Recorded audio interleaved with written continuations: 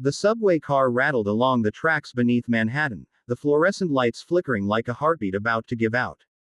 It was just past rush hour on a humid Tuesday in July, the kind of sticky evening where the air conditioning struggled against the press of bodies and the heat seeping up from the tunnels. Sarah Thompson sat wedged between a sleeping construction worker and a teenager blasting music through cracked headphones, her hands cradling the swell of her belly like it was the only solid thing left in the world. 8 months pregnant, she'd been told to avoid the train, to take cabs, to rest, but cabs cost money she didn't have, and rest was a luxury for people whose husbands hadn't walked out 3 weeks ago with nothing but a duffel bag and a text that read, "I can't do this." She wore a white cotton dress stretched thin across her stomach, the hem riding up her thighs because nothing fit anymore. Her feet were swollen in worn leather sandals, and her blonde hair was twisted into a knot that had started the morning neat but now sagged with sweat. She stared at the floor, counting the scuffs on the linoleum, trying not to think about the ache in her lower back or the way the baby had been kicking like it knew something she didn't. Across from her, Mike Riley pretended to read the ads above the windows, teeth whitening, divorce lawyers, a reminder to report suspicious packages. He was 29, off-duty paramedic, still in the navy cargo pants and gray t-shirt he'd worn on his last shift. His shift had ended an hour ago, but he hadn't gone home. Home was a studio in Astoria with a futon and a fridge full of takeout containers, and the idea of sitting there alone felt worse than the subway's stale air. So he rode the 6 train downtown, then uptown, then downtown again, watching people the way other people watched TV.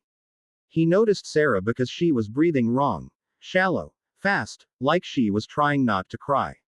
Then he noticed the way her hand kept drifting to her belly, pressing hard, then pulling away. He'd seen that before. Not in training videos, but in real life. A woman on the F train last year, water breaking in a gush that soaked her sneakers, the whole car pretending not to notice until the baby crowned right there between the poles. Mike stood up. The car lurched. He caught the overhead rail. "Ma'am." His voice was low, the kind of calm that came from yelling over sirens. "You okay?" Sarah looked up. Her eyes were the color of storm clouds, and they were wide with something between panic and exhaustion. "I'm fine," she said, but her voice cracked on the lie. "You're not fine." He crouched in front of her, knees cracking. The construction worker stirred, snorted, went back to sleep. "How far along?" 36 weeks. She swallowed. I think something's wrong." Mike's eyes flicked to her belly, then to the floor. "No puddle." "Not yet." "Contractions." She nodded. "Barely. Started this morning. I thought it was Braxton Hicks. But there," she gasped, her hand flying to her side. "They're not stopping." The train screeched into the 59th Street station. Doors opened. A rush of bodies pushed in, then out. Mike didn't move. "We're getting off at the next stop. There's a hospital 2 blocks from Union Square." "I can't." Another contraction hit, and she doubled over, her forehead pressing into his shoulder. He smelled her hair, coconut shampoo and fear. "You can." He slipped an arm around her, helping her stand. The teenager pulled out an earbud, stared, then looked away. No one else moved. This was New York. People had places to be. They stumbled onto the platform at Union Square, Sarah leaning heavy on his arm. The air down here was cooler, but it still tasted like brakes and urine. Mike guided her to a bench, knelt again. "I'm Mike. I'm a paramedic. I've got gloves in my bag." He was already pulling them on, the blue nitrile snapping over his knuckles. "I need to check how dilated you are. Is that okay?" She nodded, tears cutting tracks through the sweat on her cheeks. "I don't have anyone. My husband. He left. My mom's in Ohio. I was supposed to be induced next week. I've got you." He said it like a promise, not a platitude. The bench was hard under her. She shifted, wincing. He lifted the hem of her dress just enough, keeping her modesty with his body angled toward the wall. His fingers were gentle but sure, the way you touch someone who's already broken and doesn't need reminding. 7 centimeters, he said after a moment. Maybe 8. "Baby's coming soon." Sarah laughed, a hiccup of a sound. "On the subway. Better than the subway." He grinned, but his eyes were serious. "We're not making it to the hospital. I'm calling it in." He pulled out his phone, dialed 911 with one hand while the other stayed on her knee. "This is off-duty paramedic Riley. Badge 4721. I've got a 36-week gravid female in active labor, 7 to 8 centimeters, membranes intact, on the mezzanine at Union Square. Need a bus and an OB team. Possible precipitous delivery. The dispatcher's voice crackled back, calm and clipped. ETA 8 minutes. Can you manage? Copy. I've got this. He hung up, met Sarah's eyes. 8 minutes. You're doing great. I'm scared, she whispered. I know. He took her hand. But you're not alone anymore.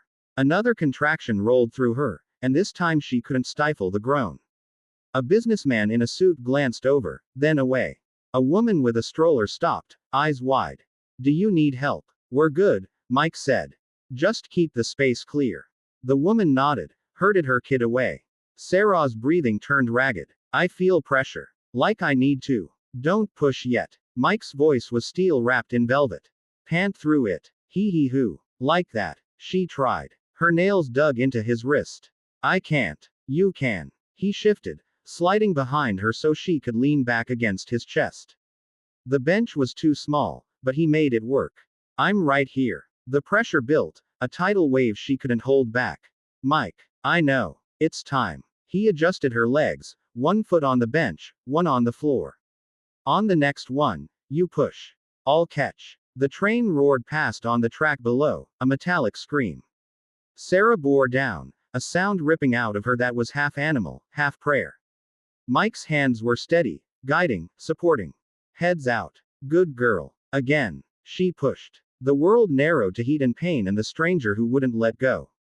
Another push, and the shoulders slid free. A cry, thin, furious, perfect. It's a boy, Mike said, voice cracking for the first time. He wrapped the baby in his t-shirt, the gray cotton dark with sweat, and laid him on Sarah's chest. The cord pulsed between them, a lifeline. Sarah stared at the tiny face, the shock of dark hair, the fists already flailing.